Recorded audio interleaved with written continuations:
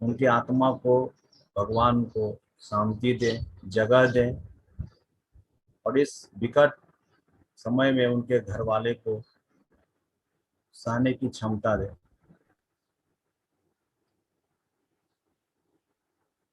सभी को राम राम।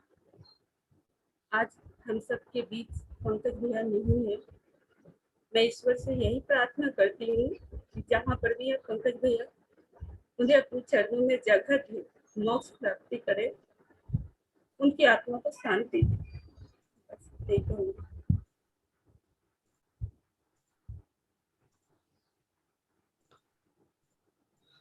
जनार्दन भैया।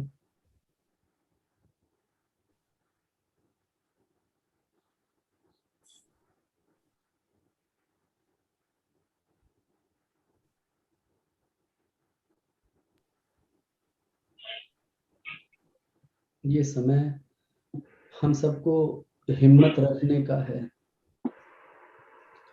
हम सब ने, ये जो स्क्रीन पे लोग मौजूद हैं और कुछ नहीं हैं अभी, हम सब ने एक दूसरे के साथ एक बहुत अच्छा वक्त बिताया है और इस समय हम सबके दिलों में एक तूफान चल रहा है, क्योंकि वो हमारे अजीज साथी थे।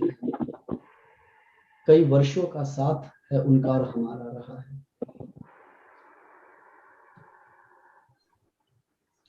संजीत,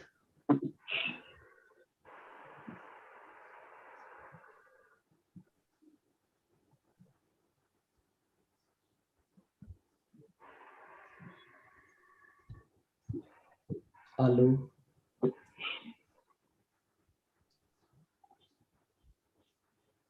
सभी लोग को राम राम।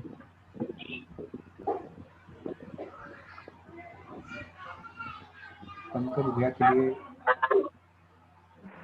जैसे ही सूचना मिली भैया के माध्यम से, रात भर पूरी नींद नहीं आ पाई। और मुझे एक बात जो सबसे ज्यादा,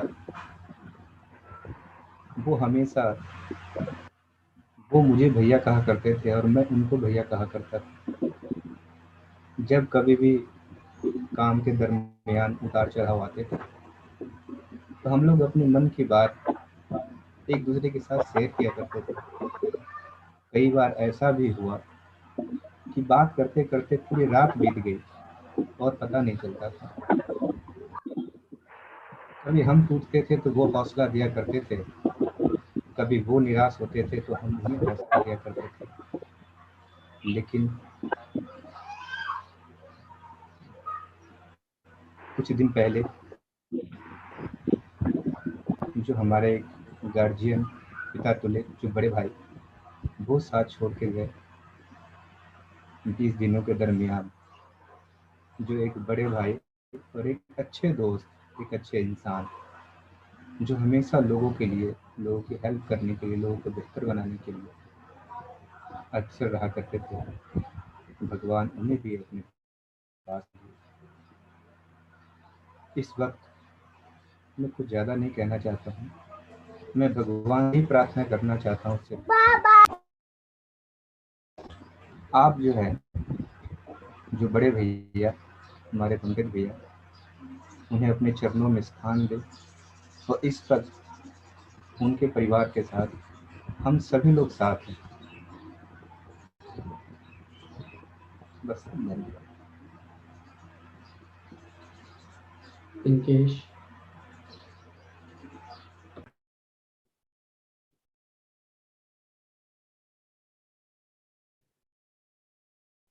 धैर्य रखने का समय है ये, अपने आप को संभालने का समय है। पिंकेश, सीताराम, संजीत, अगर आप कुछ कहना चाहें।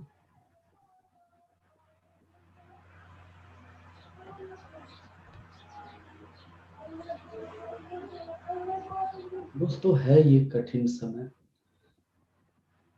ये एक है कहीं ना कहीं, लेकिन ये प्रकृति का नियम है जो उसी के द्वारा है कि जो व्यक्ति आता है वो जाता भी है। ये जरूर है कि अभी समय नहीं था, उम्र नहीं था, लेकिन यहाँ आप सभी दोस्तों को, क्योंकि हम सब एक साथ हैं, एक परिवार है, बहुत मजबूती से एक दूसरे को हौसला दीजिए, बहुत मजबूती से एक दूसरे के साथ रहिए। मनीष, आप कुछ?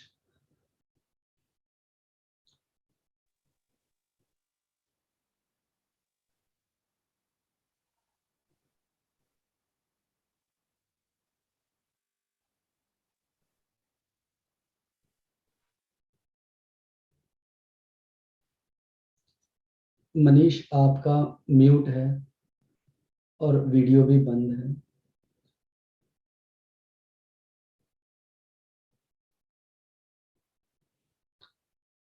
हिम्मत रखें, हिम्मत रखें। परमपिता परमेश्वर हम सबको शक्ति दे।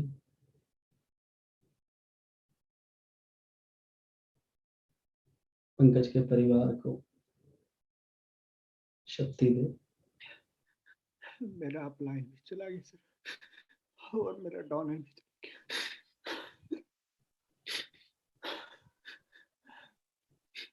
मेरा अपलाइन भी चला गया और मेरा डाउन भी चला गया।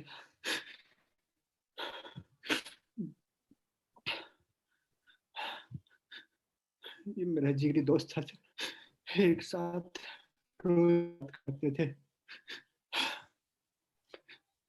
सुख दुख बांटते थे, पूरा हिम्मत देता था साथ में। कभी सोचे नहीं थे ऐसा होगा। ये हमारे लिए और गणेश परिवार के लिए, पंकज की फैमिली के लिए सर बहुत क्षति है। ये क्षति को भरपाई नहीं कर पाएंगे।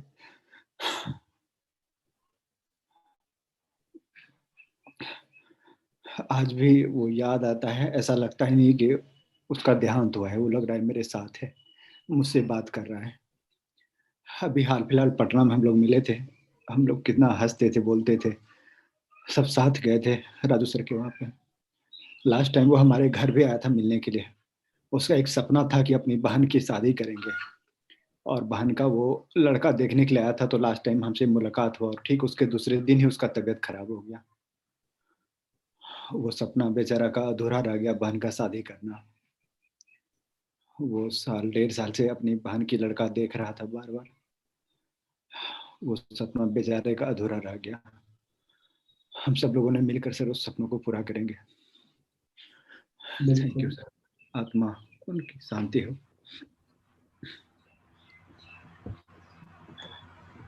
हमारे साथ भरत हैं।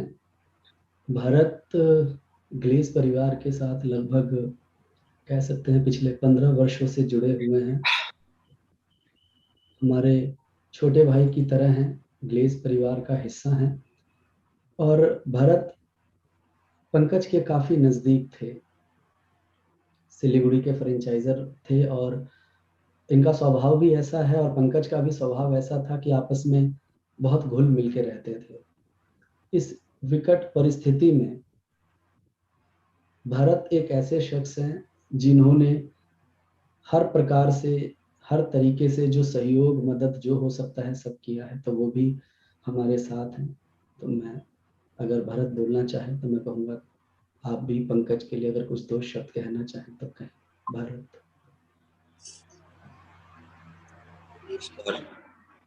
जी भैया, हम लोग पिछले दिन मतलब 19 तारीख को वो हमारे घर आए थे कालगांव, और हम लोग मिल करके हम अपनी गाड़ी से ले गए थे अपने बहन के लिए लड़का देखने को। हम लोग रात में बहुत सारी बातें किए, बहुत सारे ड्रीम के ऊपर बात किए, आगे सब कुछ ठीक होगा, हम लोग बहुत बेहतरीन काम करेंगे। उनका एक ऐसा स्वभाव था कि जो रिलेशन होता है उससे बहुत जल्दी क्लोज हो जाते थे। और हम जब से फ्रेंचाइजी ओपन किए थे तो उसका साथ पूरा मिला था मुझे। तो बस सर यही कहेंगे कि उसकी आत्मा को भगवान शांति दे, और उसके परिवार को पुकार।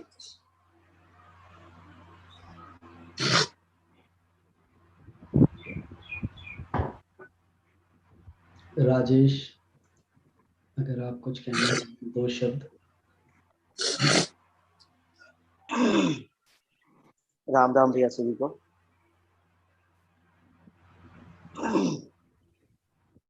भैया पंकज से तो लास्ट टाइम आलोक के साथ के घर पे ही मिलने का मौका मिला था, राजू भैया लोगों के साथ में। एक्चुअली हम लोग भैया इनिशियल टाइम यूँ कहा जाए कि जब विलेज ज्वाइन किए थे तो मेरे जुड़ने के कुछ ही मंथ, हो सकता है 6-7 मंथ के बाद पंकज ज्वाइन किया था। तो यूँ समझिए सर कि बचपन उसके साथ में गुजारा है, बचपन से लेके जवानी तक, और हर सुख दुख में साथ निभाया है। चाहे वो बिजनेस के साथ में हो या कहीं बाहर टूरिज्म के लिए हम लोग बाहर कहीं घूमने के लिए निकले हों, साथ में होटल रूम में रहना, खाना पीना, घूमना फिरना, हर सुख दुख मीटिंग की साथ में हो, मीटिंग की प्लानिंग साथ में हो। उनके बारे में जितना कुछ कहा जाए वो कम रहेगा। और हम लोगों ने भी अथक प्रयास किया कि पंकज स्वस्थ हो जाए, ठीक हो जाए। किस हर चीज से कोशिश किया था ताकि वो जल्दी स्वस्थ होकर आ जाए, लेकिन भगवान को यही मंजूर था। तो अब उनके शरण में गया है, तो यूँ चाहेंगे सर कि भगवान उनको अपने चरणों में शरण दे। जितना भी कहेंगे सर शब्द कम रहेगा, क्योंकि न्यूज मिलने के बाद मुझे सर कल शाम से ही ना मैं बहुत बेचैन हो रहा था, परेशान सा लग रहा था। मतलब कि जहाँ बैठता था वहाँ बैठा ही रह जाता था। ये मेरी खुद की फीलिंग्स हो रही थी, मुझे नहीं पता था कि क्या घटित होने वाला है। मतलब कि लेटा तो लेटा रह गया, बैठा तो बैठा रह गया, किसी से कोई बातचीत ही नहीं हो रहा था घर में भी। मतलब गांव में हूँ, गांव में निकला बाहर रोड पे तो कहीं बैठा हूँ तो वहीं बैठा रह गया। तो रात में ये मैसेज मिलने के बाद तो सर सुबह तक तो सो नहीं पाया था। फिर सुबह में पुरानी फोटो देख देख के सर आंखों में आंसू के सिवा और कुछ था नहीं। तो भगवान उनको, उनकी आत्मा को शांति प्रदान करे। और हम उनकी फैमिली के साथ में भरत के साथ ही अटैचमेंट रहा भैया वहां तक का कि मैसेज मिलते रहा लगातार। जहां तक हो सकता भैया जब तक रहेंगे तब तक उनकी फैमिली के साथ खड़े रहेंगे हर सुख दुख में। विगत हमारे राजू भैया भी चले गए, हमने आलोक ने साथ में प्लानिंग भी किया था कि उनकी फैमिली प्लानिंग की कैसे करें कि भैया के जाने के बाद उनके फैमिली को कम से कम उनका जो बच्चा है उनका आगे का फ्यूचर उनका खराब ना हो। तो उसके लेकर के भी प्लानिंग सोचा माइंड में कि कैसे करें ताकि भैया की कमी भाभी को और उनके बच्चे को ना खले। तो हम लोग यहाँ हैं तो भाई के नाते, दोस्त के नाते इतना तो हमारा कर्तव्य बनता है कि कम से कम जो उन्होंने हमारे साथ समय व्यतीत किया है सुख में दुख में, उनके ना रहने पे हम कम से कम ये भागीदारी तो जरूर निभाएं। बस धन्यवाद भैया। बिल्कुल ठीक राजेश, सबने अपनी तरफ से दुआओं से हर तरीके से अपना प्रयास किया। हम सब तो थे ही, लेकिन इन दिनों के दरमियान जब पंकज अस्पताल में थे, मुझे नहीं लगता है कोई ऐसा दिन गया हो जब हमारे directors Sanjeev sir, Sarabjit sir या चेतन सर ने उसके विषय में बात ना किया हो। स्पेशली बोला जाता था कि रोज की खबर आप हमें बताएं और हम उन तक, और कोई भी दिक्कत होगा तो हम हैं। तो हर व्यक्ति इस समय पर अपनी तरफ से जो कर सका सबने किया। अंतिम इच्छा प्रभु की होती है। अब आगे सरबजीत सर,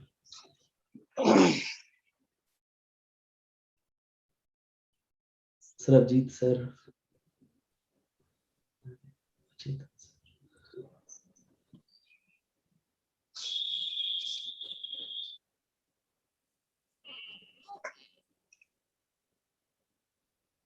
सभी को राम राम।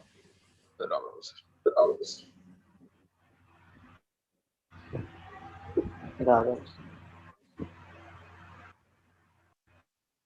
कल का जो दिन था उसी सेशन में मैंने बात की थी कि हम सबको मिलकर पंकज के लिए थीटा करना है। कल ही ये बात हो रही थी और रात भी ये सोच रहे थे कि सब मिलकर पंकज के लिए थीटा करेंगे, और आज भी हम इस सेशन में पंकज के लिए मिलकर थीटा करने वाले थे, लेकिन ईश्वर की मर्जी के आगे किसी का जोर नहीं है। जीवन और मृत्यु ईश्वर के हाथ में है। ये सच है कि जो टीम है पूरी सिंडिकेट, सबने अपनी तरफ से बेस्ट एफर्ट किया जिस भी तरह से वो कर सकते थे, और यहाँ तक कि हम लोग भी, चाहे संजीव सर है, चेतन सर है, हम भी अपनी तरफ से जो भी बेस्ट एफर्ट कर सकते थे पंकज के लिए हम लोगों ने किया। पंकज, जैसे कुछ ने कहा, पंकज मतलब full of life. Pankaj was very full of life, मतलब वो हमेशा एनर्जी में रहना, मुस्कुराते रहना हर हालात में। जीवन जीना पंकज को आता था।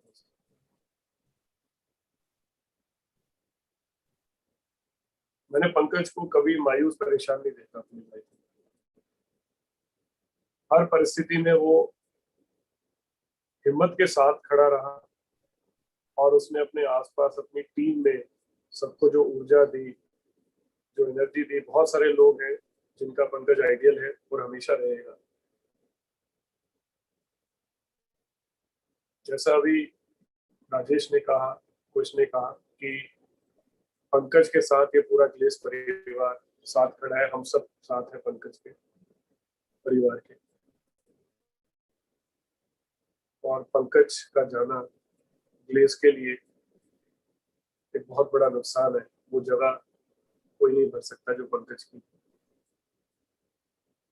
ईश्वर पंकज की आत्मा को शांति दे, और हम सब मिलकर प्रार्थना करें कि पंकज के परिवार को शक्ति मिले।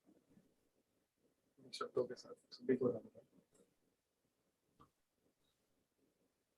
अगर संजीव सर मेरी बात सुनते हैं तो मैं चाहूंगा संजीव सर बात करें।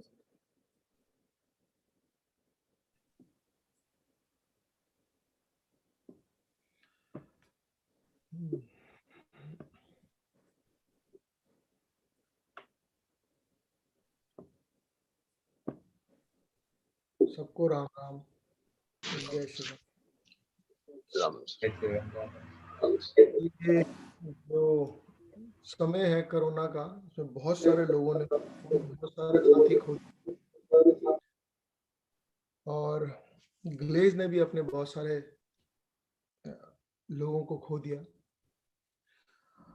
कुछ दिन पहले दोनातुष चले गए, राजू चले गए, पंकज भी नहीं रहे। जो पंकज को जिस तरह से मैं जानता हूँ, जैसे कि सरबजीत ने बोला, पंकज को मैंने बहुत कम शिकायत करते हुए देखा है। पंकज ने हमेशा अगर कभी कोई परेशानी भी रखी तो जब उसको कुछ ही हल की बात करी तो उसने बोला सर, उसने 4 बातें और साथ में बताकर बोला कि सर नहीं, हल तो हम करेंगे ही, चीजें तो हम करेंगे ही ठीक। मतलब मैंने उसको एक तरह से ट्रू लीडर की तरह देखा है।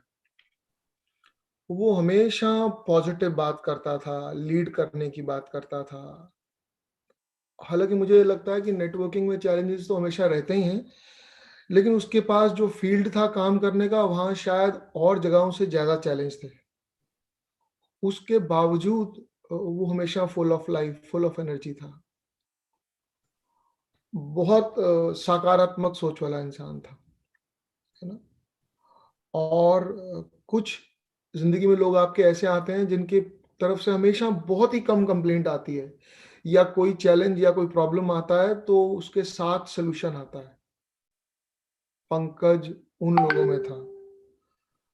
और देखो, जिंदगी को यहाँ हम मतलब बहुत टेम्परेरी समय के लिए हैं, है ना। जाना सब नहीं है, पर ये कोई जाने का समय नहीं था पंकज का। और जैसा मैंने अभी सुना कि कुछ परिवार की जिम्मेवारियां वो निभाना चाह रहे थे, जिसका समय परमात्मा ने नहीं दिया। हमसे जो हो पाएगा हम जरूर करेंगे, और जैसा अभी राजेश ने बोला कि हम राजू के या पंकज के परिवार के बारे में सोच रहे हैं और कोशिश करेंगे कि, क्योंकि जो उनका लॉस है वो तो हम पूरा नहीं कर सकते, और ये यकीनन उनके परिवार का लॉस है और ग्लेज का भी बहुत बड़ा लॉस है ना। और आप जिनके साथ सालों काम करते हैं तो आपके बहुत सारे इमोशनल टाइज भी होते हैं, है ना, आपकी बहुत सारी यादें होती हैं। और अगर कोई इंसान बहुत अच्छा हो, नेक हो, फुल ऑफ एनर्जी हो, फुल ऑफ लाइफ हो, और ऐसे इंसान का चला जाना तो बहुत ही खलता है। तो ये वाली बात मैं इस प्लेटफॉर्म से अपने सभी साथियों को बोलता हूँ, कमिट करता हूँ उनके परिवार को भी कि हम जो बेस्ट पॉसिबल होगा वो ज़रूर करेंगे। हालांकि मैंने बहुत सारी बातें सोची आज जब से मुझे पता चला,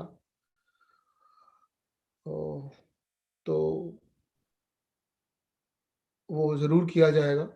उनके परिवार तक वो मैसेज और वो जिम्मेवारी हम ज़रूर निभाएंगे। बस यही परमात्मा से प्रार्थना है कि आगे की यात्रा उनकी जो है वो आसान करें, उनको अपने चरणों में जगह दें। जितना साथ रहा बहुत अच्छा रहा, वो हमेशा एक अच्छे इंसान की तरह, एक अच्छे लीडर की तरह याद किया जाएगा।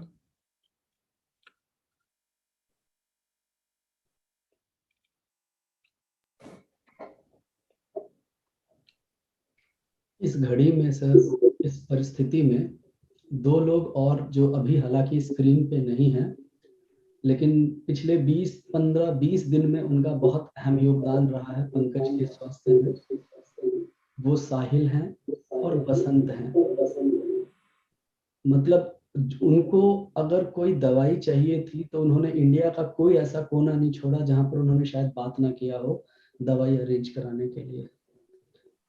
मतलब बसंत पूरी रात जग कर, क्योंकि कनाडा में रात होती है, मैंने उसको बोला भाई सो जाओ।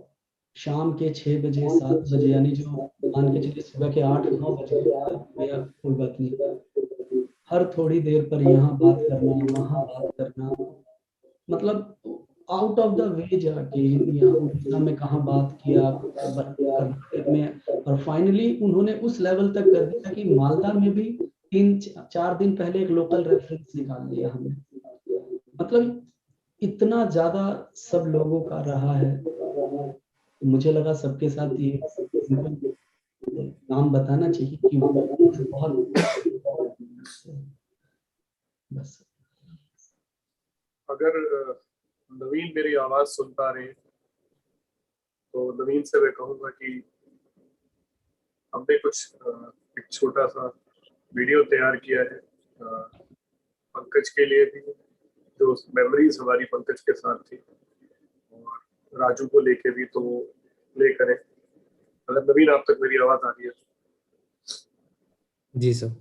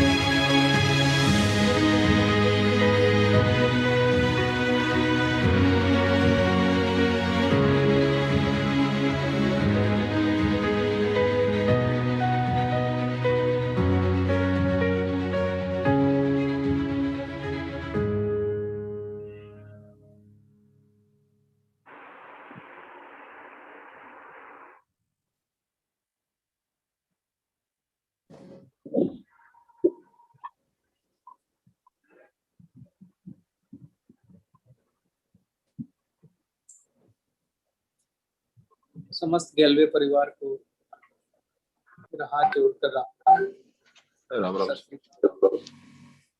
जय यीशु, अस्सलाम वालेकुम, जय भारत, जय जय।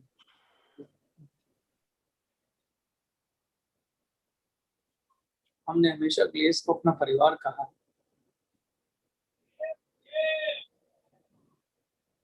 और वी मीन इट।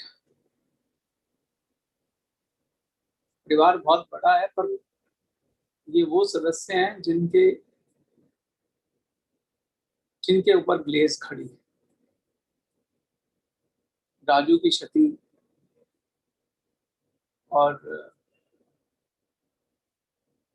पंकज की क्षति, दोनों तो उसकी क्षति, और ऐसे भी बहुत सारे लोग हो सकते हैं जो चले गए, हमें पता ही नहीं। ये ग्लेस की ऐसी क्षति है जिसको भरना बहुत मुश्किल है। जब हम कहते हैं ग्लेस हमारा परिवार है और हम एक फैमिली है, तो खाली पंकज हमारा परिवार नहीं, पंकज का परिवार भी हमारा परिवार है। खाली राजू हमारा परिवार नहीं है, राजू का परिवार भी हमारा परिवार है। दोनों तो उसका परिवार भी हमारा परिवार।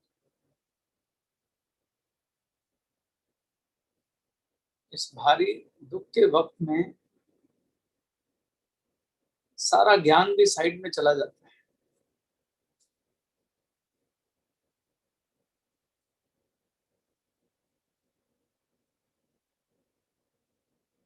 और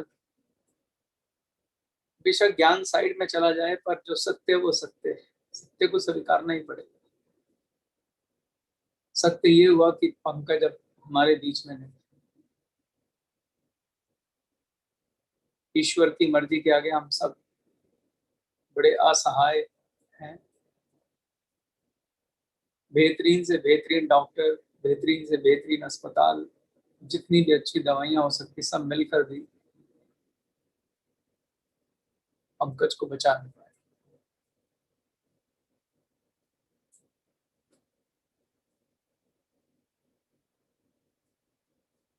मुझे पता नहीं इस समय मुझे क्या कहना है और क्या नहीं कहना है, लेकिन परिवार का एक बड़ा सदस्य होने के नाते मैं आप सबसे ये कहना चाहता हूँ कि हमें ये सोचना है कि हम अब क्या करें, पंकज के लिए क्या करें और पंकज के परिवार के लिए क्या करें। पहले मैं पंकज की बात करूंगा और फिर पंकज के परिवार की बात करूंगा।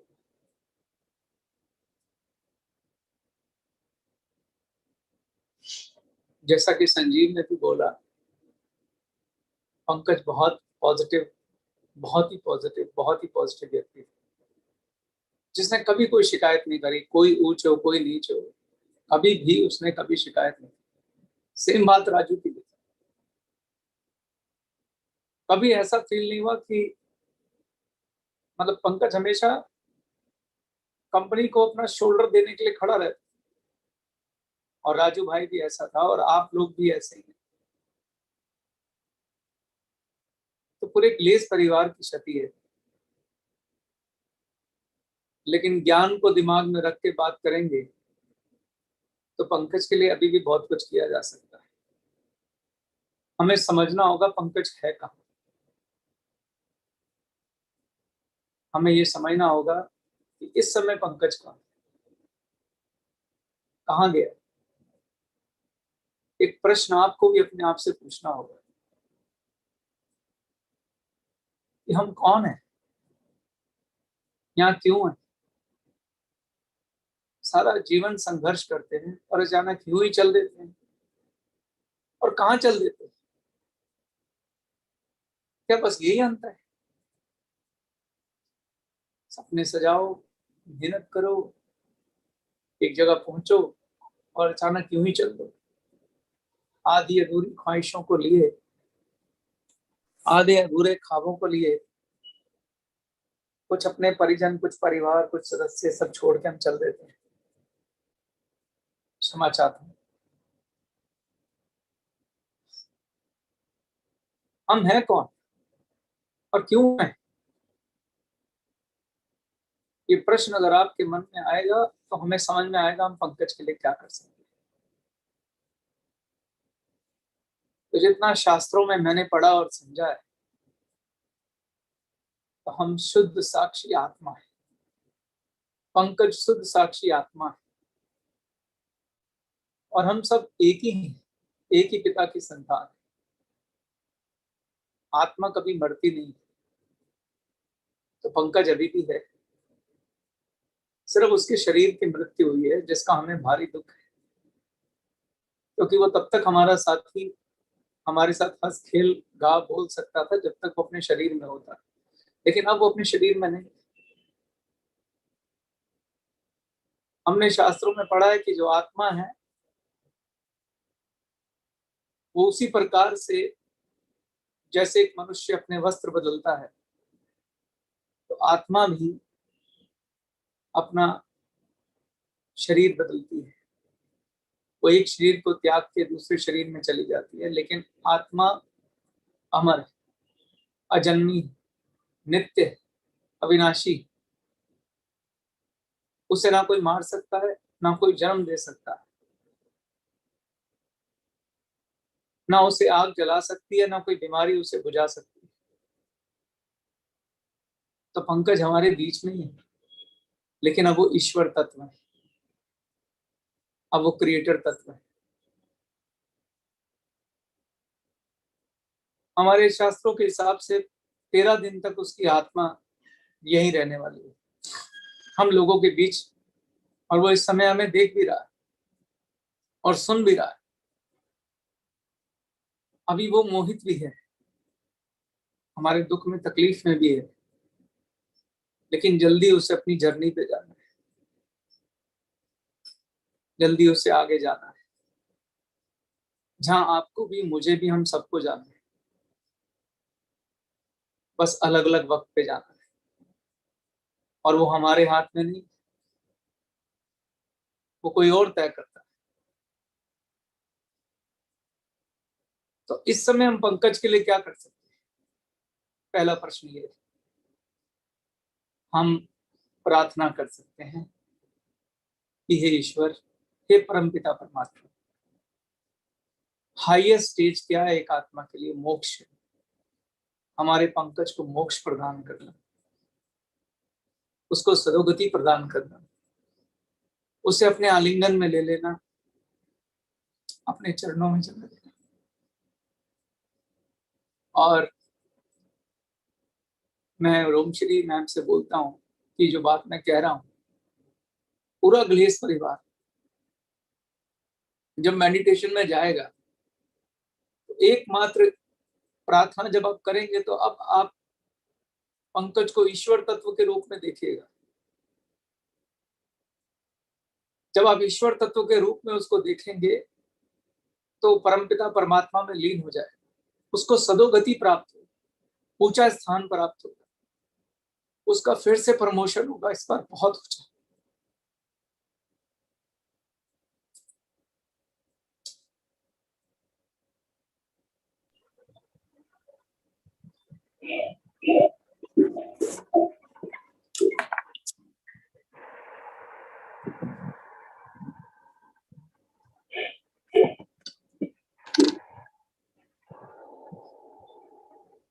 ज्ञानी व्यक्तियों को शौक करना उचित नहीं होता, ऐसा भी शास्त्रों में लिखा है।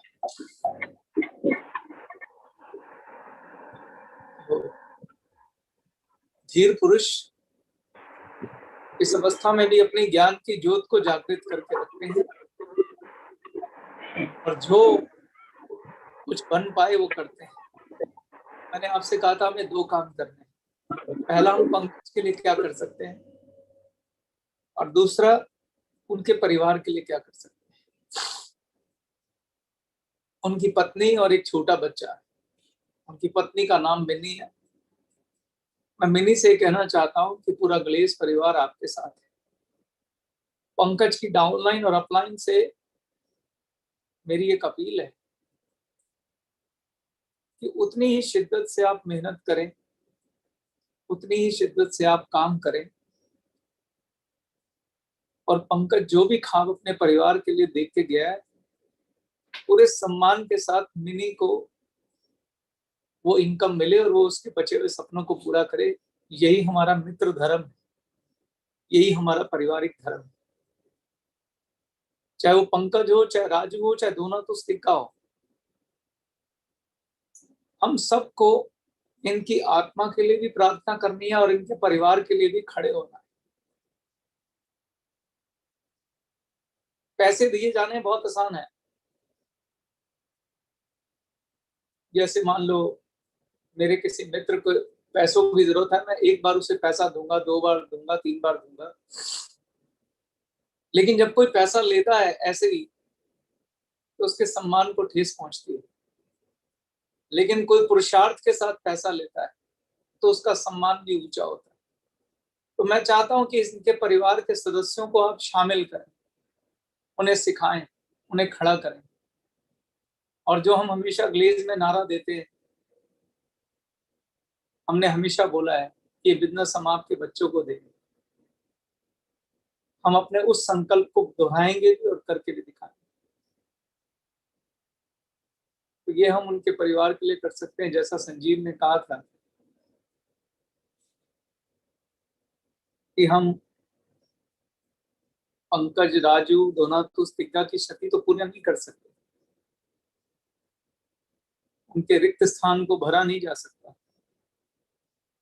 लेकिन परिवार जब साथ खड़ा हो जाता है तो बड़े से बड़ा दुख हल्का लगने लग जाता है। तो परिवार को साथ खड़ा होना ही चाहिए। आज मैं बहुत ज्यादा ज्ञान की बात नहीं कर पाऊंगा, पर ये जरूर कहूंगा कि अंत में हमारा ज्ञान ही हमें एक अलग दृष्टि देता है देखने के लिए।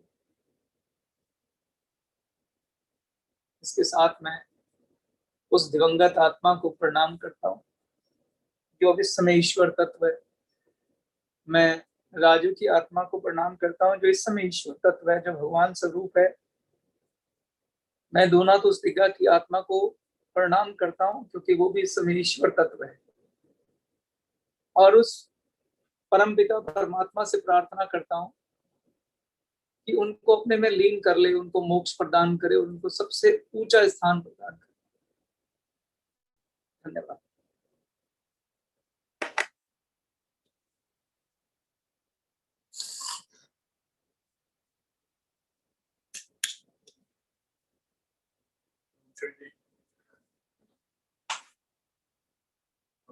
बात करें।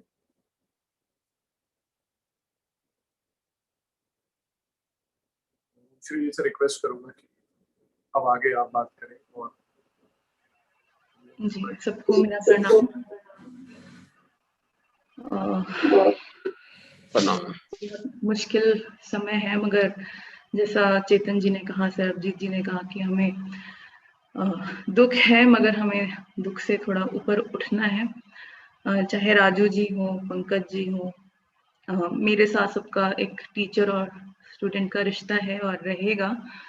और उस नाते अभी भी मुझे उनके साथ वैसे ही खड़े रहना जैसे पहले थे, जैसे पहले वो लोग अपने दुख सुख मुझसे शेयर करते थे।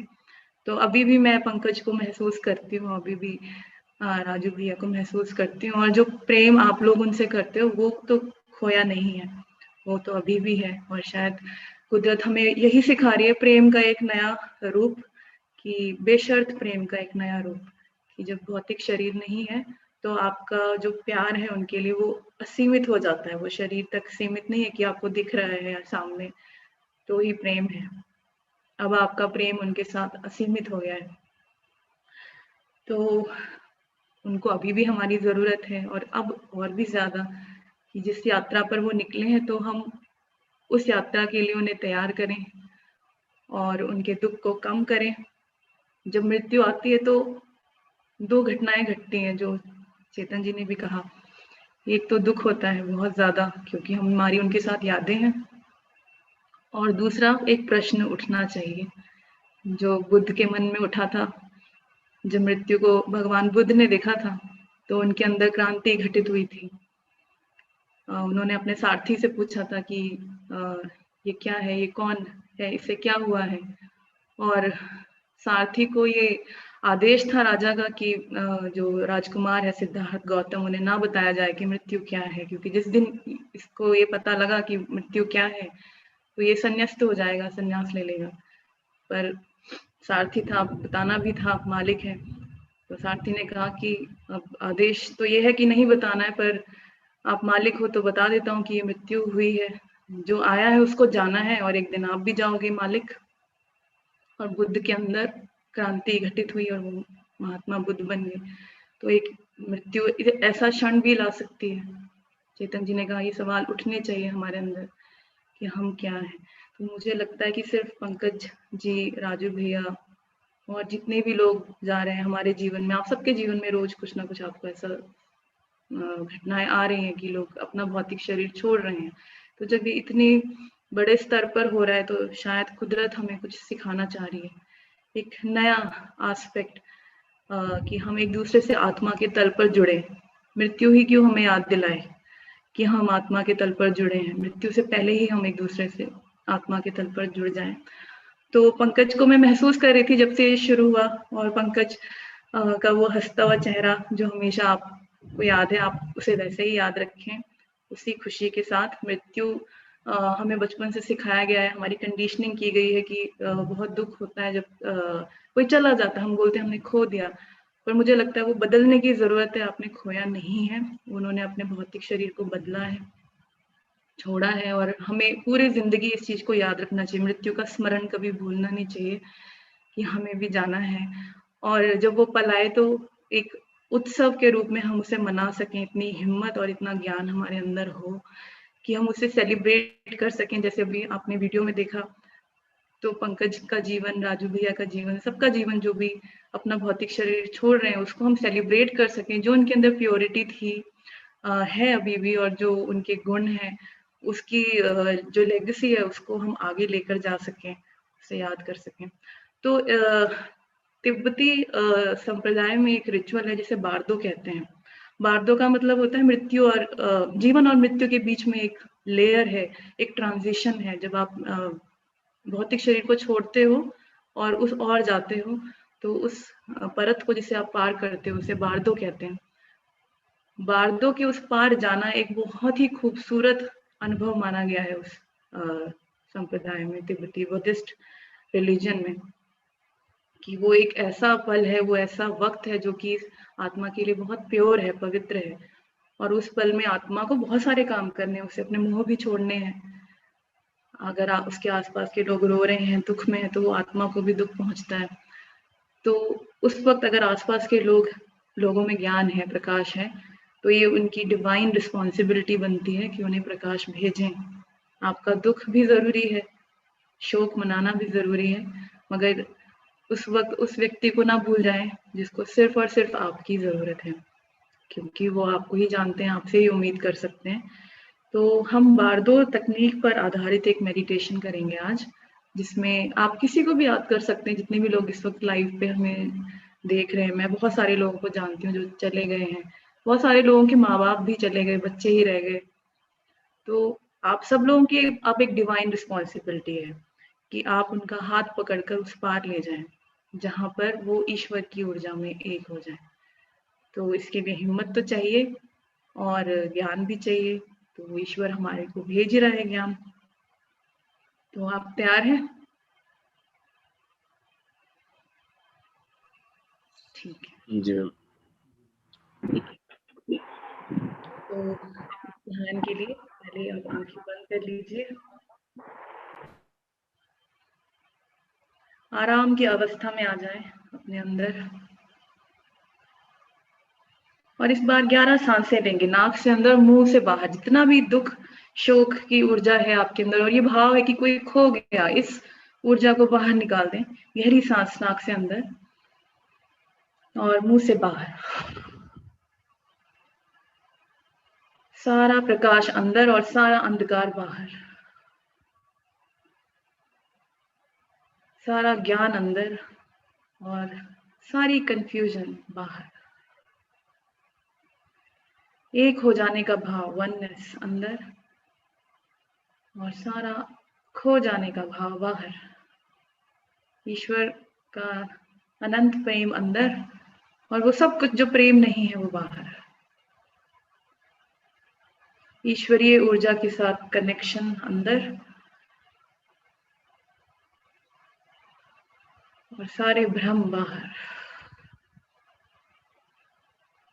एक और गहरी सांस नाक से अंदर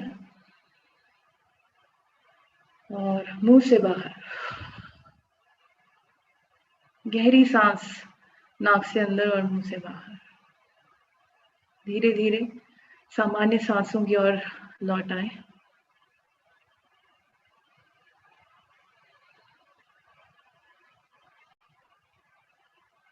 अपने आप को अपने हृदय चक्र में ले आए। अपने अंदर के ईश्वर से जुड़े, जो हृदय में आप महसूस कर सकते हैं, हृदय की धड़कन के साथ। और जिसको भी आप याद करना चाहें, जो शरीर को छोड़कर जा चुके हैं, उन्हें याद करें और उनसे कहें, मैं आपके साथ हूँ इस यात्रा में। यात्रा का कोई अंत नहीं है। इस यात्रा में मैं ईश्वरीय ऊर्जा, अपना प्रेम आपको भेजती हूँ। आपकी आगे की यात्रा बहुत सुंदर हो, प्रकाश से पूर्ण हो। जो भी जीवन आपने जिया वो अर्थपूर्ण था, उसका मीनिंग था। और मेरी प्रार्थना है कि यहाँ से आप बहुत सारा प्रेम और ज्ञान लेकर अपने आगे की यात्रा में जाएं, बिना किसी चिंता के। हम ठीक हैं।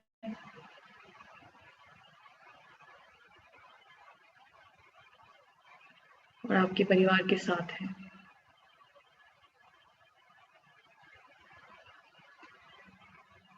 एक और गहरी सांस नाक से अंदर और मुंह से बाहर। हृदय में अपनी सारी ऊर्जाओं को इकट्ठा कर ले। जहां जहां पर भी उलझे हैं विचारों में, वहां से ले आए। थोड़ी देर के लिए अपने साथ जुड़ जाएं। और पैरों की ओर चले जाएं।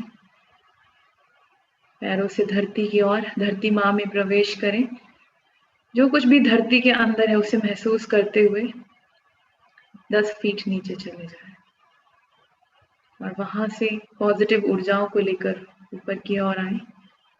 अपने पैरों में इसको बांटते हुए, पूरे शरीर में बांटते हुए ऊपर की ओर खींचें। अपनी फ्री विल, अपनी स्वतंत्र इच्छा का उपयोग करते हुए ऊपर की ओर खींचें। हृदय तक ले आए। हृदय से और ऊपर खींचे, गले तक, गले से और ऊपर खींचे। अपने सिर के मध्य बिंदु में आ जाए। और यहाँ से आप बाहर प्रवेश करें प्रकाश की एक बॉल में। थोड़ा रुककर इसके रंग को महसूस करें।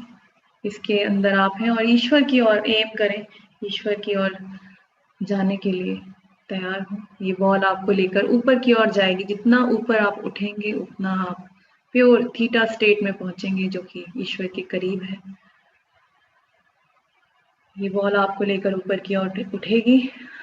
छत को पार कर जाएं, बिल्डिंग को पार कर जाएं और ऊपर, बादलों को पार करते हुए और ऊपर, पृथ्वी के ऑरा को पार करें। अंतरिक्ष में जितने भी ग्रह हैं, नक्षत्र हैं, आकाश गंगाएं हैं, उन्हें पार करते हुए और ऊपर।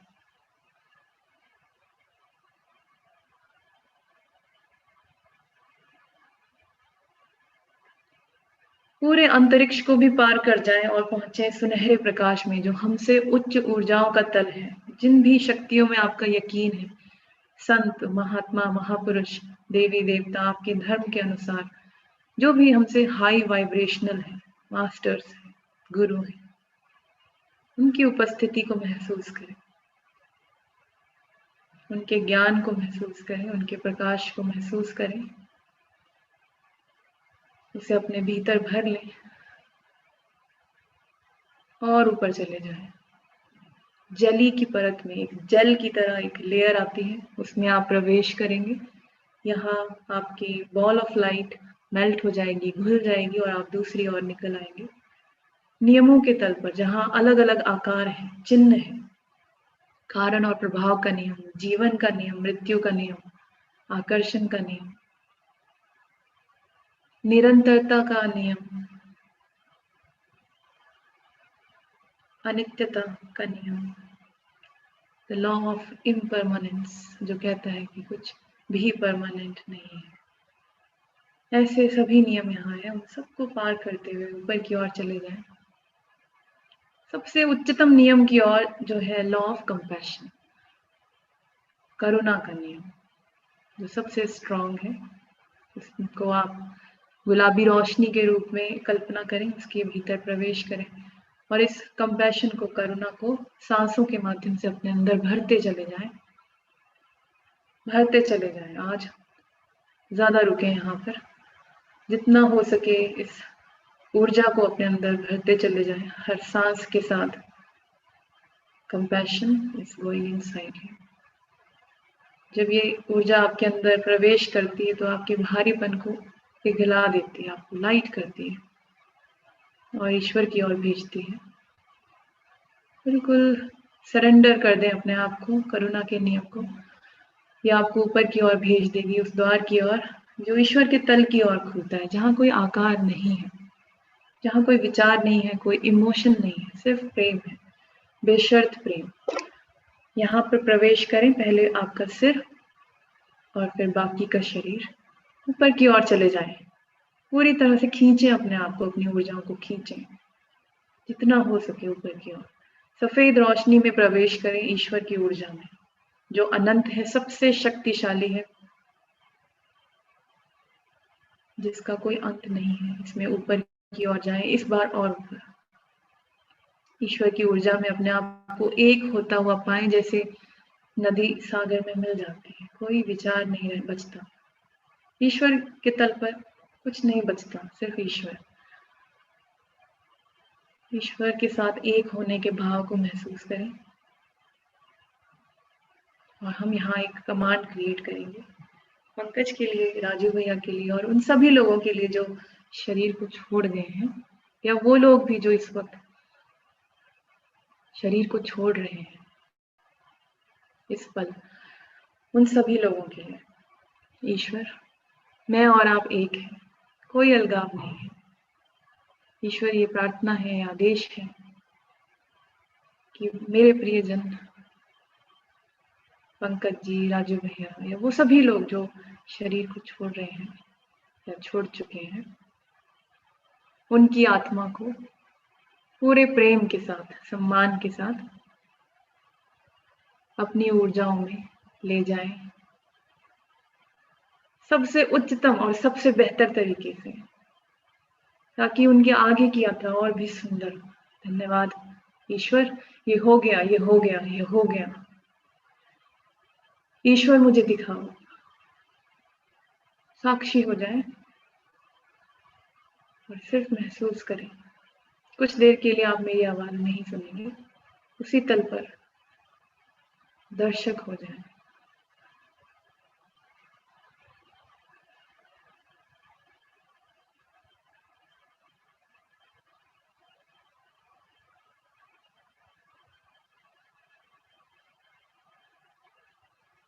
आप चाहे तो उस व्यक्ति से जो कहना चाहे कह सकते हैं, पर याद रहे उन्हें ईश्वर का स्मरण कराएं और कहें कि ईश्वर की ओर रुख करें, ईश्वर की ओर मुड़े, प्रकाश की ओर जाएं।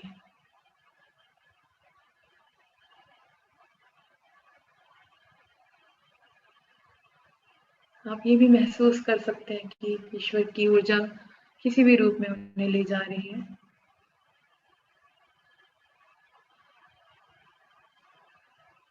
या जो भी ईश्वर आपको आज महसूस कराना चाहे, दिखाना चाहे।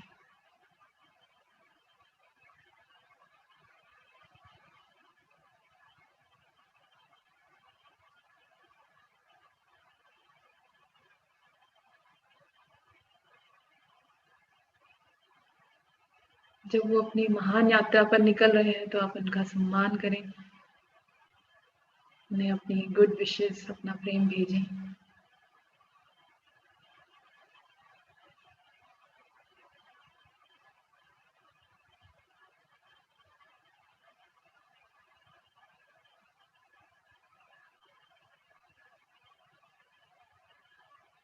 उन्हें आश्वासन दें कि आप ठीक हैं, उनका परिवार ठीक है।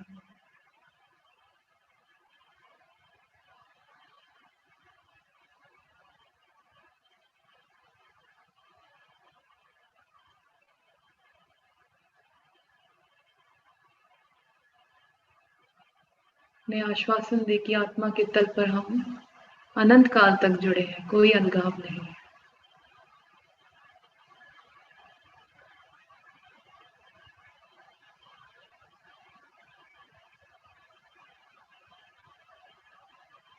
उन्हें याद दिलाएं कि हम ईश्वर की प्रकाश की किरणें हैं, कभी अलग नहीं है।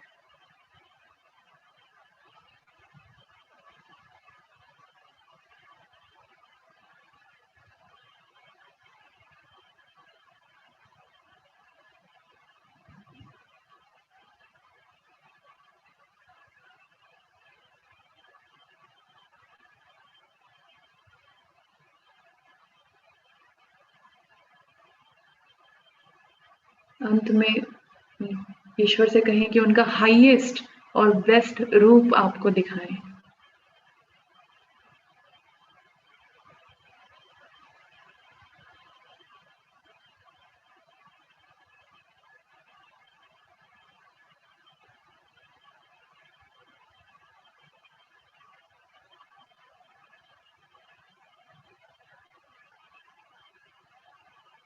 उस रूप को पूरा पूरा महसूस करें।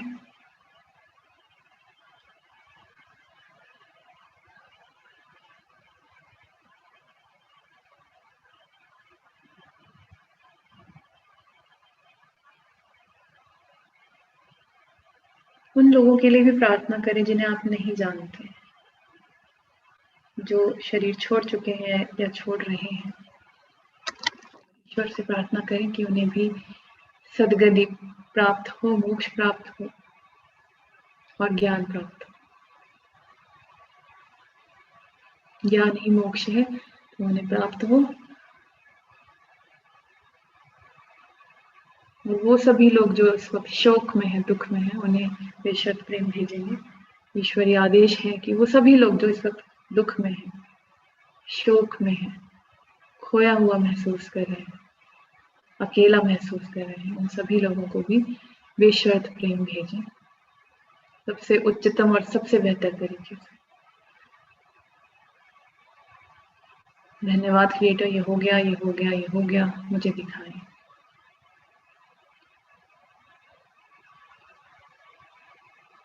एक बहुत बड़ी प्रकाश की बॉल में आप उन सभी लोगों को देखें जो अकेले छूट जाने का अनुभव कर रहे हैं, दुख में है किसी के चले जाने से, उनके परिवार, उन सबको बेशर्त प्रेम भेजें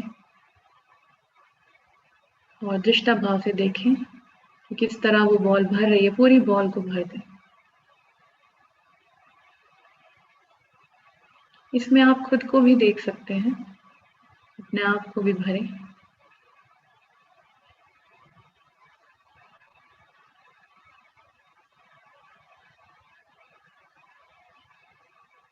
पूरी बॉल को भर के वापस ईश्वर के तल पर, क्रिएटर के तल पर आ जाएं। ईश्वर का धन्यवाद दें, अपने आप को उस ऊर्जा में शुद्ध करें पूरी तरह से, जैसे स्नान करते हैं ईश्वर की ऊर्जा में। ऐसे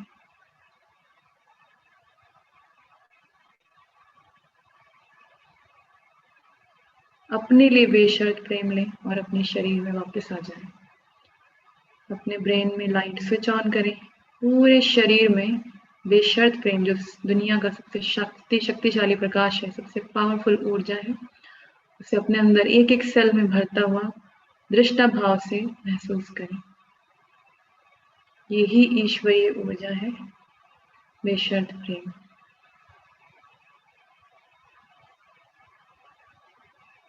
अपने पैरों में पहुंच जाएं, पैरों से धरती में चले जाएं, ग्राउंड करें अपने आप को पूरी तरह से अंदर धरती के 10 फीट नीचे चले जाएं और वहां से प्रकाश लेकर अपने पूरे शरीर में फिर से भरें। शरीर का कोई कोना ना छोड़ें, पूरे शरीर में भरें।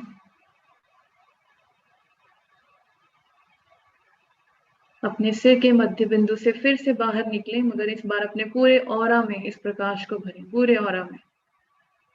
आपका पूरा ऑरा मजबूत है, बेशर्त प्रेम से भरा है, करुणा से भरा है। कोई भी ऊर्जा यदि इसे छुएगी तो वो बेशर्त प्रेम और सकारात्मकता में ही बदल जाएगी।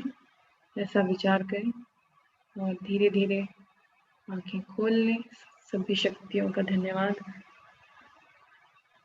जो हमें हमारे द्वारा इस अनुभव को बना रही हैं, उन सब शक्तियों का धन्यवाद।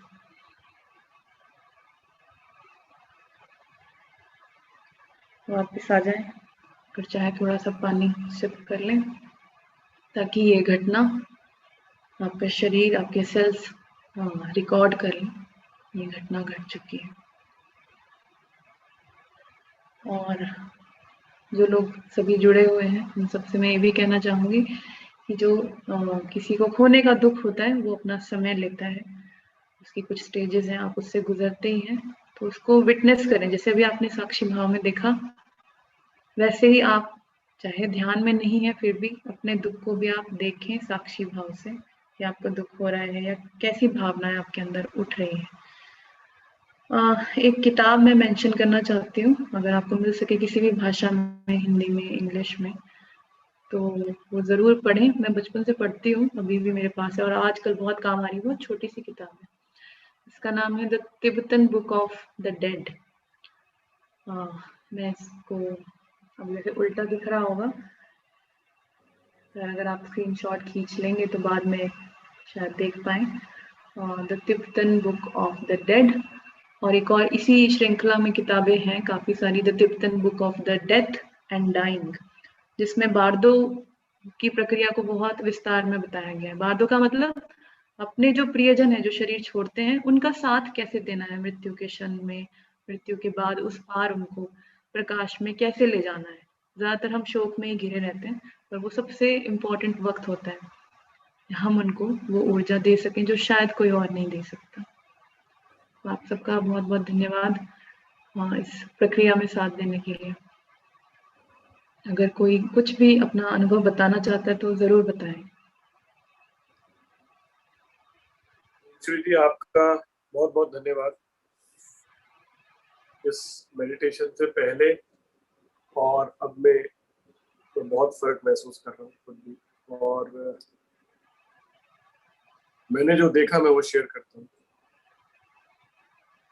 पंकज और डोनातुस, ये दोनों ही लोग राजू के बहुत करीबी थे, बहुत ज्यादा, और बहुत ज्यादा प्रेम करते थे राजू से।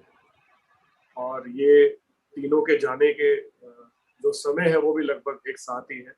इनका जो अगला जीवन है उसमें मैंने इनको एक साथ पाया और इतना खुश पाया, इतना आनंद में पाया कि मैं क्या बताऊं। और वो मुस्कुरा के मेरी तरफ देख रहे थे और मुझे कह रहे थे कि सब ठीक है, सब बहुत अच्छा। मुझे वो देखकर बहुत सुकून महसूस हुआ। मैंने उनको अगले जीवन में उनके बुढ़ापे तक देखा। बहुत अच्छा दिन। Thank you.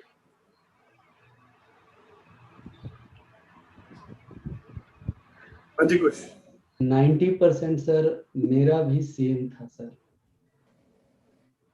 ऑलमोस्ट। वो मतलब राजू भैया मेरे ख्यालों में चल रहे थे, क्योंकि आज तक जब से मैं उनसे जुड़ा हूँ उन्होंने बड़े भाई की तरह रखा, और कहीं भी जाता था तो मेरे साथ ही रहते थे। मतलब तो मैंने वहां उनको क्वेश्चन किया, अब मेरे साथ कौन रहेगा, आप मेरे रूममेट थे। तो वो, और मैंने तीनों को ही इकट्ठा देखा सर, क्योंकि मैम ने बोला आप उनसे बात करें, तो मैंने उनको फैमिली की बात कही, फिर अपने मन की व्यथा भी उनको सुनाई। तब उन्होंने मुझे वहां बोला कि अब आप, जनार्दन भैया, राजू भैया, मोदी जी साथ रहना। तो और बिल्कुल जब मैम ने बोला उनको जाते हुए देखे तो बहुत अच्छे से गए। मैंने उनको प्रॉमिस किया कि फैमिलीज एंड सब उनकी आप ना टेंशन लो, जैसे मैम ने बोला उनका विश्वास दिलाएं। और सच में सर वो लोग बहुत अच्छे से पीसफुल तरीके से, मुझे ऐसा लग रहा था कि वो वहां पर तीनों इकट्ठे हैं और एक साथ यात्रा पे आगे गए। मैंने उन्हें जाते हुए स्पष्ट रूप से देखा, ऐसा अनुभव रहा सर। ये चीज सर हम भी फील कि वो एक साथ जा रहे थे और मुस्कुरा रहे थे और हमसे बात भी कर रहे थे, ऐसा फील किए हम। कमाल की बात यह है कि हम सब ऑलमोस्ट सेम ही देख रहे हैं। मैंने भी ऐसा ही देखा, लेकिन मैंने उन्हें किसी लोक में देखा जहाँ वाइट लाइट थी और तीनों ही मुस्कुरा रहे थे। और मैं जब उनसे मिला क्रिएटर के थ्रू, मैं भी एनर्जी फॉर्म में ही था। मैं बड़ा हैरान हूँ, ऐसा हमारे कहीं शास्त्रों में मेंशन नहीं है, पर मैं आपको बोलूंगा कि वो उनके मुझे वाइट कलर के पंख दिखाई दिए और मतलब मैं ऐसा सोच भी नहीं सकता, पर मुझे वो उस समय दिखाई दिया और तीनों मुस्कुरा रहे थे। और सबसे ब्यूटीफुल बात ये थी कि सम्मान करना फिर भी नहीं भूले। उन्होंने मुझे प्यार से प्रणाम किया और बोला कि आप बस, हम बहुत खुश हैं। मुस्कुराते चेहरे थे, बड़ा लाइट फील कर रहे थे। मैं अपने अनुमान से कह सकता हूँ कि शायद वो देवलोक था। तो उन्हें बहुत अच्छा ऊंचा स्थान प्राप्त हुआ। They are very happy. आगे की जर्नी क्या होगी मुझे नहीं पता, पर इस समय तो वो बहुत ऊंचे स्थान में बहुत प्रसन्न है। और मैंने उनको अपनी तरफ से आश्वासन दिया, थोड़ा मूर्खों वाला आश्वासन था। मैंने कहा तुम चिंता मत करना, सब पृथ्वी पे जब तक हम हैं सब साथ हैं, तुम्हारे परिवार के साथ।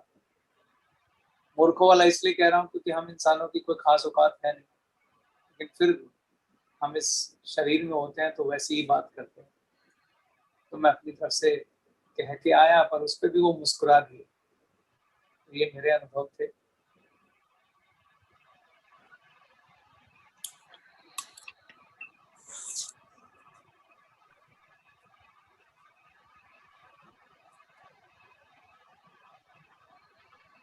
कोई और कुछ कहना चाहता हूँ? कोई और अपना अनुभव बताना चाहता है तो बताएं।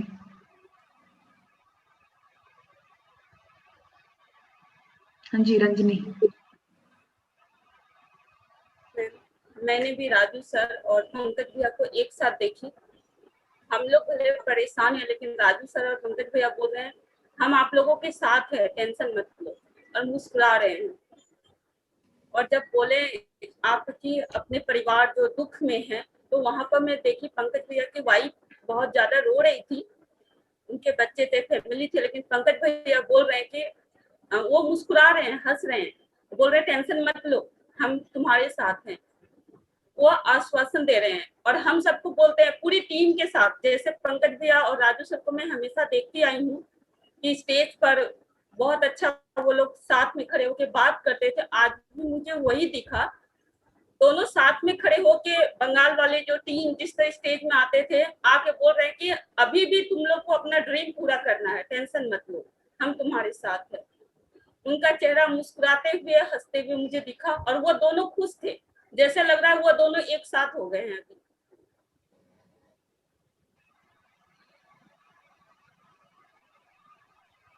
एक बात और कहूंगा, मैंने दोबारा से उनका जन्म ग्लेज में देखा है, और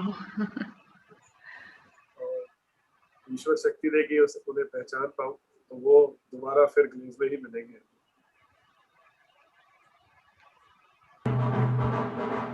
सर एक और संजोग है कि राजू सर का भी डेथ फ्राइडे को सुबह 9:20 पर हुआ था, और पंकज भैया का भी जो डेथ है वो फ्राइडे पे हुआ है, अराउंड वही करीब 9 से 10 के बीच में हुआ।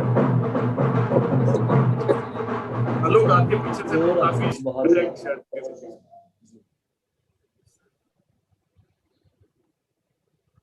मेरे ख्याल से आलोक शायद ये कहना चाह रहे थे कि राजू और पंकज दोनों शुक्रवार वाले दिन ही हमें छोड़कर गए, यही कहना चाह रहे हैं। जी जी।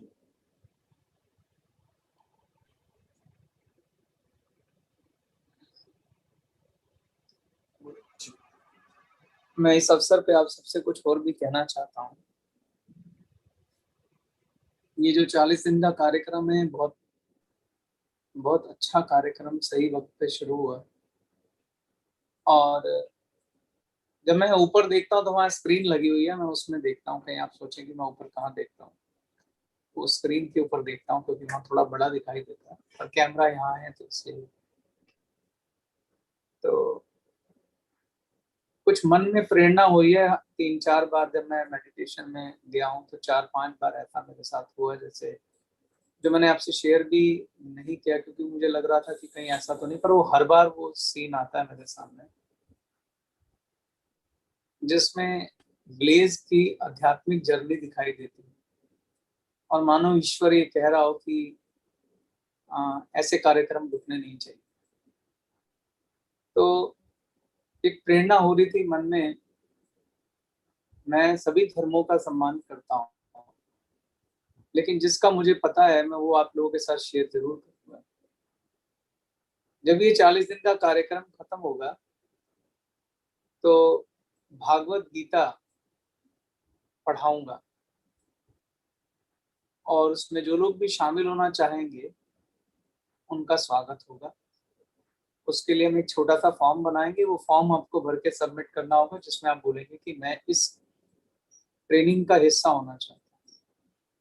तो जिसमें पूरी भागवत गीता को मैं स्वयं, जितनी मुझे भगवान ने सद्बुद्धि दी है, जितना थोड़ा बहुत ज्ञान दिया है, उसके हिसाब से जो शास्त्रों में लिखा है, मेरा कुछ नहीं, वो एज ए टीचर आपको पढ़ाऊंगा। तो आप में जो लोग भी इसमें इंटरेस्टेड होंगे, 25, 50, 100, 150, 200, 1000, 2000, सिर्फ वही लोग उसमें शामिल होंगे और वो विशुद्ध ज्ञान होगा।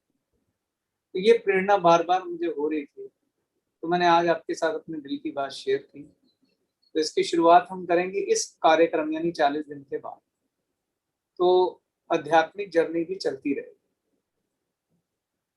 ऐसा मैं अपने मन की इच्छा आपके आगे व्यक्त कर रहा हूँ। अब मन की इच्छाएं हमेशा पता नहीं पूरी होती है नहीं होती है, तो ईश्वर तत्व ही जाने, क्योंकि हमारे नियंत्रण में कुछ है नहीं, ये बात तो सिद्ध हो गई। तो इच्छा जाहिर कर रहा हूँ, अब ब्रह्म देखते हैं उस इच्छा को वास्तविकता में बदलता है या नहीं बदलता। बाकी हम ब्रह्म पे छोड़ देते हैं, ईश्वर पे छोड़ देते हैं। तो मुझे आज तो बस इतना ही कहना था। आखिरी में एक प्रश्न आपके लिए छोड़ के जा रहा हूँ। जिनके पास ये प्रश्न हो वो उस भागवत गीता के ट्रेनिंग के अधिकारी मतलब जिन्हें उसका ज्ञान की आवश्यकता है, जिसके मन में भी ये प्रश्न उठाओ क्या कि आखिर हम कौन हैं, हम यहाँ क्यों हैं, जिसमें ये जिज्ञासा जागी हो कि मैं कौन हूं और हम यहाँ क्यों आए हैं, हमारा यहाँ आने का प्रयोजन क्या है, पर्पस क्या है, और क्यों मृत्यु हो जाती है और हम कहाँ चले जाते हैं। जीवन भर काल चक्र में फंसे हम लोग। बच्चा पैदा होता है, पढ़ने चला जाता है, माँ बाप मेहनत करके स्कूल में पढ़ाते हैं, अपना सारा कुछ दाव पे लगा के स्कूल में पढ़ाते हैं, बच्चा पढ़ता है, फिर बड़ा होता है, जॉब करता है, पैसे कमाता है, फिर अपने बच्चों को स्कूलों में पढ़ाता है, करते करते बूढ़ा हो जाता है और फिर एक दिन चला जाता है। क्या यही प्रयोजन? फिर हम आते कहाँ से और जाते कहाँ हैं? क्या यही अंत है? जिनके मन में कभी इस तरह की जिज्ञासाएं उठती हो, इस तरह के प्रश्न उठते हो कि हमारा आखिर यहाँ आने का मकसद क्या है, कौन है हम लोग, जब ये जिज्ञासा उठे तो समझिए आप उस ज्ञान के अधिकारी। जिसको जिज्ञासा नहीं है उसको वो ज्ञान का कोई मतलब नहीं, क्योंकि ज्ञान की शुरुआत प्रश्न से होती है। जब तक प्रश्न ना पूछा जाए उत्तर मिल नहीं सकता। प्रश्न आपने मुझसे नहीं पूछना है, उस परमपिता परमात्मा से पूछना है कि ईश्वर मुझे ज्ञान दो कि आखिर मैं कौन हूं, यहाँ क्यों आया हूं, क्या मकसद है, क्या करवाना चाहते हो मुझसे और कहाँ जाना है, क्यों बीच में बुला लेते हो, क्यों फिर भेज देते हो। ये क्या गोरख धंधा है? तो जब इस तरह के प्रश्न आपके मन में उठे तो आप ज्ञान के अधिकारी हो जाते हैं, और आप ईश्वर तत्व से जब ज्ञान मांगते हैं तो ज्ञान मिलता भी है, किसी ना किसी के माध्यम से मिलेगा, किसी ना किसी के तरीके से मिलेगा। जब आप किसी चीज को, वो एक शाहरुख खान की पिक्चर में एक बहुत अच्छा डायलॉग था कि जब आप किसी चीज को पूरी शिद्दत से चाहते हैं तो ये सारी कायनात आपको उस चीज को दिलाने के लिए षड्यंत्र करती है। तो उसका एक गहरा सा मीनिंग है कि जिन खोजा तिन पाइया, जो खोजेंगे वही तो पाएंगे। तो जब आपके मन में ये खोज उत्पन्न होगी कि हम कौन है, कहाँ से आए, कहाँ जाना है, क्या प्रयोजन है इस जीवन का। कोई जवानी में चला जाता है, कोई बुढ़ापे में जाता है। कैसा खेल है ना कुदरत का। 100 साल के बूढ़े, 95 साल के बूढ़े इस कोरोना को हरा के बाहर आ गए, और यंग लड़के, डॉक्टर्स जिन्हें सबसे ज्यादा समझ है, वो इससे हार गए। किस नियंत्रण की बात करते हैं? कौन सा नियंत्रण है? जब इस तरह के प्रश्न उठेंगे कि वो कौन सी शक्ति है जिसके आगे सब बेबस है, तो आप ज्ञान के अधिकारी हो। जब इस तरह के प्रश्न आपके मन में उठने शुरू हो जाए कि ये पहेली क्या है, तो आप ज्ञान के अधिकारी हो।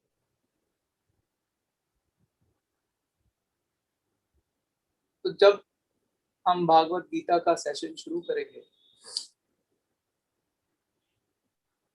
तो उसमें जब मैं एक खुली चुनौती दूंगा कि जो लोग फॉर्म भरेंगे सिर्फ वही उसमें ज्ञान के अधिकारी होंगे। तो ज्ञान का अधिकारी पहले आप खुद चेक करिएगा कि क्या ऐसी जिज्ञासा है। अगर ऐसी जिज्ञासा है तभी वो फॉर्म भरिएगा।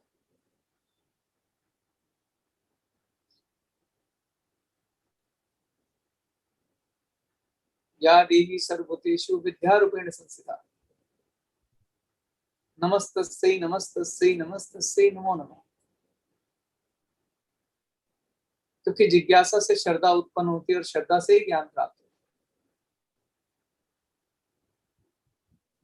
तो आज का मुझे बस यही कहना था। नानक दुखिया सब संसार, दुख तो चारों तरफ व्याप्त है, कभी एक फॉर्म में तो कभी दूसरी फॉर्म में। ये हटता तो दूसरा आता है, दूसरा हटता तो तीसरा आता है, तीसरा हटता तो चौथा आता है। पर इस पहेली को अगर हमने सॉल्व करना है, क्या कि दुख के निवारण का हल क्या है? अपने आप दुख प्रकट हो जाता है। हमने तो सोचा नहीं था। हम में से कौन है जो दुख चाहता है? कोई भी नहीं। मगर क्या आपकी मर्जी चली? आपकी मर्जी नहीं चली।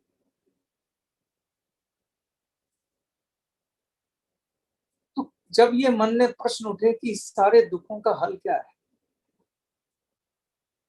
कैसे मैं एक दुख मुक्त जीवन जी सकता हूं, जब इसकी जिज्ञासा हो जाए, वो आखिर क्या ज्ञान है?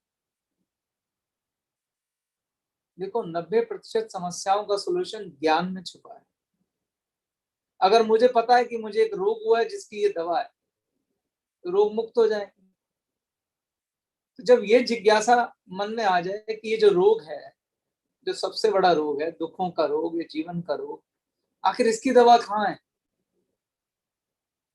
तो आप ज्ञान के अधिकारी हो जाए।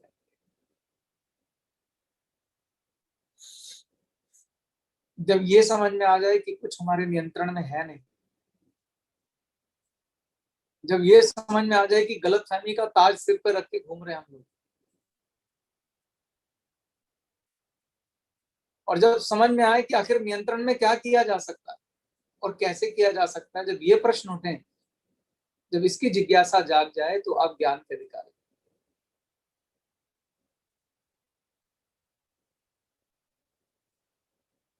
तो बस यही मैं अपनी बात समाप्त करता हूं, और एक बार फिर से पंकज जो मेरे हिसाब से अब ईश्वर तत्व है, राजू जो मेरे हिसाब से अब एक ईश्वर तत्व है, दोनातुस जो मेरे हिसाब से एक ईश्वर तत्व है, उनको मैं नमन करता हूँ, उनको प्रणाम करता हूँ। धन्यवाद। मैं यहाँ पर दो बातें और कहना चाहूंगा। पहली बात ये ईश्वर की कृपा है कि मुझे थोड़ा ज्यादा वक्त बिताने का मौका मिलता है चेतन सर के साथ, और जितना मैं इस कार्यक्रम को अभी से देख पा रहा हूँ, क्योंकि इस विषय में कई बार उनके साथ ये डिस्कशन होता है, और जब ये कार्यक्रम आप देखेंगे तो वाकई में बहुत सारे ऐसे सवाल हैं जिनके जवाब हमें मिलेंगे। और बात वही है, अगर आपके पास सवाल है तो। और मेरा ये मानना है कि ये ईश्वर की ही कृपा है कि ये 40 दिन का जो हमने कार्यक्रम शुरू किया था, जिस संकल्प के साथ, ईश्वर शक्ति दे कि हम उसको लगातार आगे चलाए रखें। और ये जितनी शक्ति है हम इस कार्यक्रम को एक साथ लेकर आगे चलें। उसके साथ साथ एक मैसेज मैं और पूरे परिवार को देना चाहता हूँ कि जितना भी पॉसिबल हो वैक्सीनेशन जरूर करें। शुरुआत अपने बड़ों से करें, अपने घर में यदि अभी भी किसी के माता पिता है जिनको अभी भी वैक्सीनेशन नहीं लगा है, किसी भी तरह के वहम में ना रहे, किसी भी तरह के भ्रम में ना रहे, किसी भी तरह की अफवाहों पे ना जाए। हम सबने वैक्सीनेशन लगवाई है और वो बहुत सुरक्षित है, और आपको वैक्सीनेशन जरूर लगवा लेनी चाहिए। जब जब जैसे जैसे मौका मिलता है आप प्रयास करें और वैक्सीनेशन जरूर करवाएं। सर अभी दो तीन तरह का वैक्सीन है, तो कोवैक्सीन है, कोविशील्ड है, तो अगर इसमें कुछ राय दें कि कौन सा वैक्सीन हो। मैं चाहूंगा एक बार चेतन सर इसका जवाब दें। देखिए, सभी वैक्सीन अच्छी है, जो मिले वो लगवा लीजिए। बस सुनिश्चित ये कर लीजिए कि जो दूसरी डोज है वो सेम ही वैक्सीन की लगनी है। देखो, ऐसा है कि वैक्सीन के बहुत माइनर से लोगों को, यानी 1 मिलियन यानी 10 लाख में कोई एक व्यक्ति है जिसको गंभीर साइड इफेक्ट हुआ है। तो इतना रिस्क उठाना बनता है, क्योंकि कोरोना का रिस्क इससे बहुत बड़ा है। तो आप सिर्फ इतना ध्यान दें कि 2-4 दिन अगर कोई समस्या हो रही हो तो आप डॉक्टर से तुरंत संपर्क करें। अब हमने अपने इतने प्रियजनों को खो दिया है, तो कोरोना बहुत घातक है। तो मैंने भी दोनों डोज लगवा ली है। मैंने कोविशील्ड लगवाई है, एक स्पुतनिक आई है रशिया की। जब इस तरह की दवा बनती है तो टेस्ट करके बनती है। जैसे अगर बहुत ही ज्यादा किस्मत खराब हो या ईश्वर ने तय ही कर लिया हो ले जाना है, तो फिर तो कैसे भी लेके जाएगा, फिर तो रोड पे चलता आदमी भी चला जाता है। तो इस भय से, इस डर से हमें सख्त फैसले लेने से नहीं डरना चाहिए। मेरे हिसाब से सभी को वैक्सीन लगाना चाहिए, सभी को वैक्सीन लगाना चाहिए। सरबजीत जी बिल्कुल ठीक कह रहे हैं, उनकी एडवाइस आपके लिए बिल्कुल ठीक है। जितनी जल्दी हो सके सब लोग वैक्सीन लगवाएं।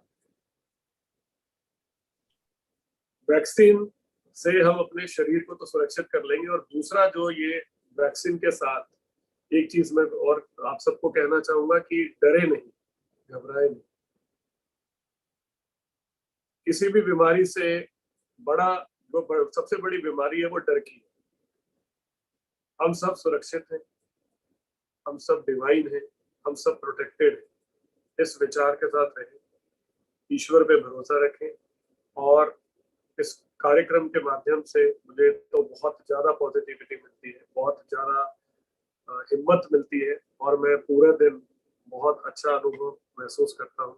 तो मैं आप सबसे बोलूंगा कि जितने भी आपके प्रियजन हैं, यदि आपको लगता है कि ये कार्यक्रम आपकी मदद कर रहा है, यदि आपको लगता है कि थीटा में मेडिटेशन करने से आपको सुकून मिलता है, तो आपका ये फर्ज बनता है कि आप इसे अपने आगे लोगों तक फैलाएं। आपके परिवारजन, आपके प्रियजन, उन तक भी इस कार्यक्रम को लेके जाए, ताकि हम इस मुश्किल घड़ी में ज्यादा से ज्यादा लोगों की मदद कर सकें।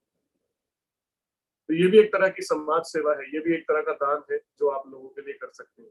तो पहला सुझाव ये है कि वैक्सीन जरूर लगवाएं, और दूसरा अपने मन को मजबूत रखें, अपनी आत्मा को मजबूत रखें। जिस भी ईश्वर में आप भरोसा रखते हैं उनका जप जरूर करें। अपने दिन का 10% समय, जो चेतन सर ने कहा था, वो आपको 5 चीजों में लगाना है। इसमें ज्ञान है, ध्यान है, दान है, जप है और समाधि।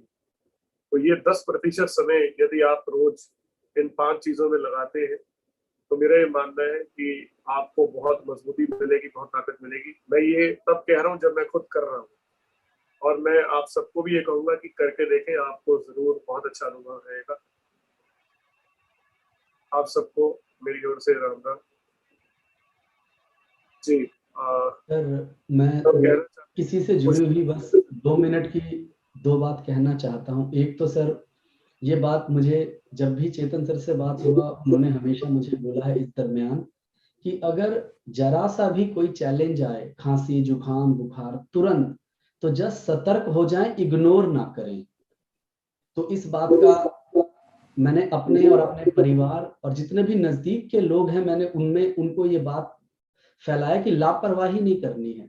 बुखार हुआ तो तुरंत दवाई खा लेनी है, हम लोग थोड़ा डिले कर देते हैं, या खांसी हो तो तुरंत, यानी प्रिकॉशन एट ए टाइम, तुरंत एकदम से तुरंत लें बिना डिले किए हुए।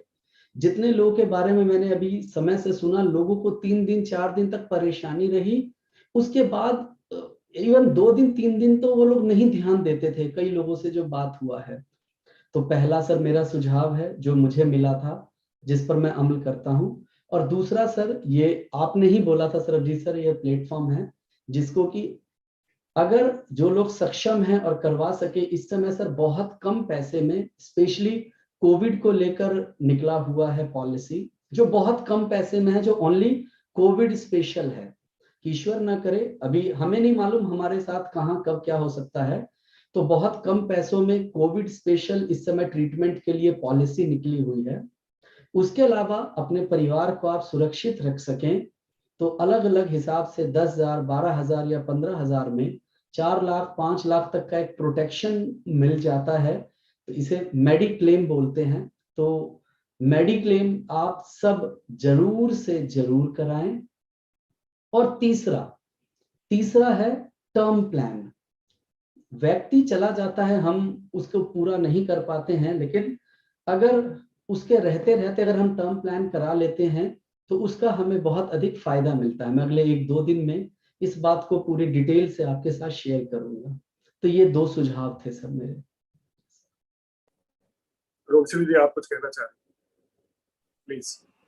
हाँ जी, मैं ये कहना चाह रही थी कि हम लोग जो कर रहे हैं 40 दिन का, आज भी कर लें वो जो हम कमांड करते हैं, आज भी ना छूटे, क्योंकि हम एक बार थीटा कर चुके हैं तो अब इतना लंबा ड्यूरेशन नहीं करेंगे, क्विकली करेंगे।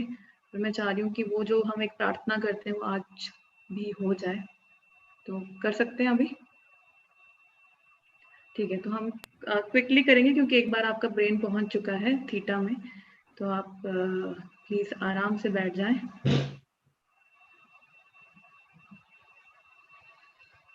आंखें बंद और 3 गहरी सांसें, नाक से अंदर और मुंह से बाहर। पॉजिटिव ऊर्जाएं अंदर और नकारात्मक ऊर्जाएं बाहर। सारा प्रकाश अंदर और सारा अंधकार बाहर।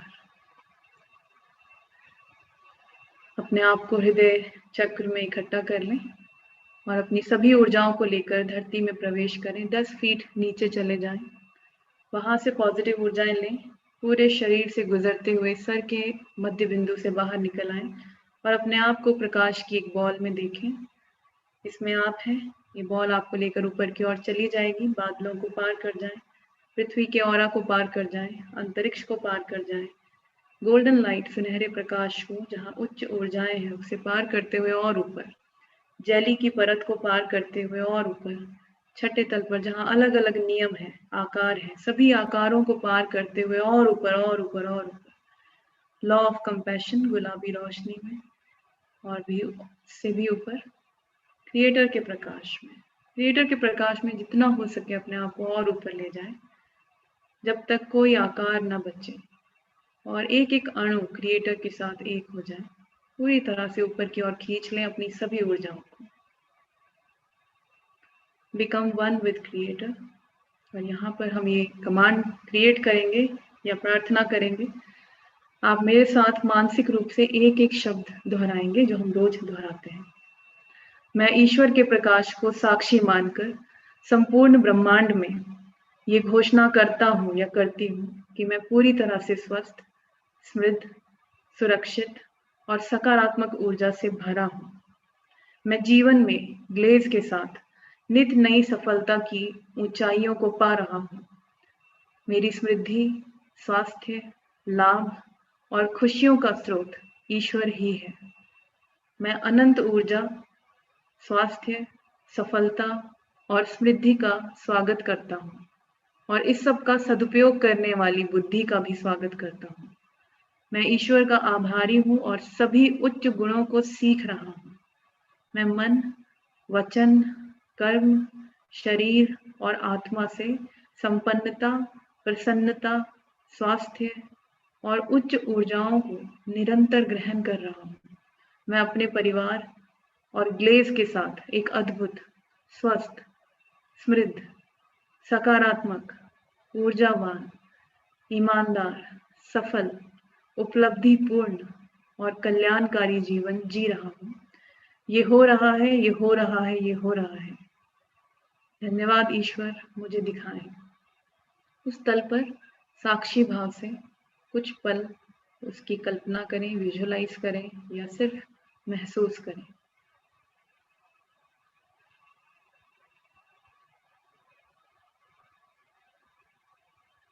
ऐसा जीवन जहाँ उपलब्धियां हैं और आपका जीवन अपने लिए और सभी के लिए कल्याणकारी है।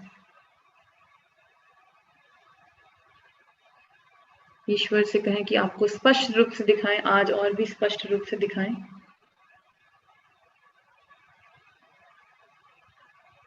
ऐसा जीवन जहाँ आनंद है और बेशर्त प्रेम है, आप हर रूप से समृद्ध हैं। इन ऊर्जाओं को लेकर वापस अपने शरीर में आ जाएं। क्राउन से यानी अपने सिर के मध्य बिंदु से प्रवेश करें, अपने अंदर लाइट स्विच ऑन करें और इन ऊर्जाओं को अपने पूरे शरीर में भर लें, एक एक कोशिका में, एक एक सेल में। पूरे शरीर को भरें, अपने पैरों में पहुंचे, पैरों से धरती में 10 फीट नीचे चले जाएं, ग्राउंड कर लें अपने आप को और वहां से पॉजिटिव ऊर्जाएं लेकर फिर से ऊपर आए, पूरे शरीर से गुजरते हुए अपने सिर के मध्य बिंदु से फिर निकलें, मगर इस बार अपने ऑरा में इस प्रकाश को भर लें, नए जीवन की नई ऊर्जा। और ये विचार करें कि आपका ऊर्जा, आपका जो ऑरा है वो नई ऊर्जाओं से, बेशर्त प्रेम से, पॉजिटिविटी से भरा है, सुरक्षित है, मजबूत है और यदि कोई भी ऊर्जा इसे छुएगी तो पॉजिटिव एनर्जी में ही बदल जाएगी। उन सभी शक्तियों का धन्यवाद जिनके कारण और मार्गदर्शन से हम ये सब कर रहे हैं। अपनी आंखें आप धीरे धीरे खोल लें, अगर चाहें तो थोड़ा सा पानी सिप कर लें। आप सभी का धन्यवाद इतने अच्छे से इस पूरी प्रक्रिया में साथ देने के लिए। सभी लोगों का बहुत बहुत धन्यवाद। Thank you. रोमश्री जी, आपका बहुत बहुत धन्यवाद।